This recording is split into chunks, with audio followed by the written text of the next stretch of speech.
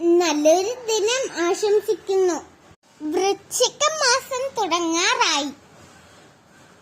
ഇനി അയ്യപ്പന്മാരുടെ ശരണം വിളി കേൾക്കാം.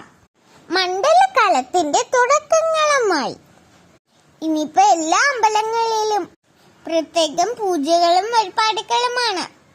നാടിനും നാട്ടുകാർക്കും ഐശ്വര്യമായി വരവേൽപ്പുമായി മണ്ഡലകാലം.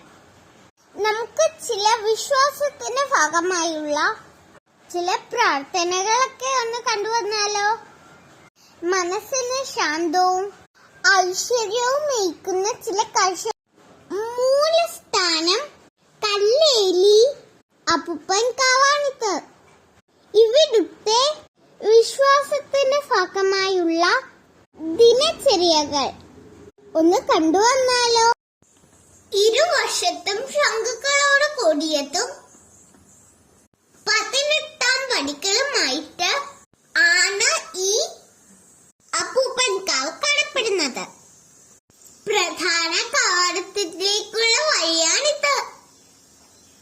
ഈ പ്രധാന വഴിയിലൂടെ കടന്ന് മറ്റു പ്രാർത്ഥന മുഖരിതമായ ഇടവും കഴിഞ്ഞാണ് പുറത്തേക്കുള്ള വഴിയിലേക്ക് എത്തേണ്ടത്.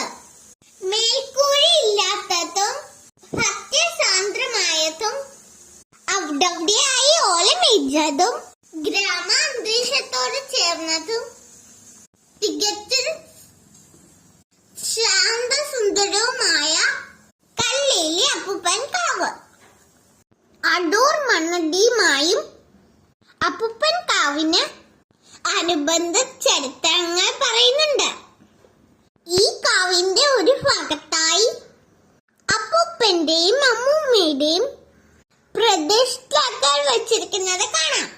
പ്രതിഷ്ഠയുടെ ചുറ്റുമായി ഒഴുക്കി വരുന്ന പരിശുദ്ധമായ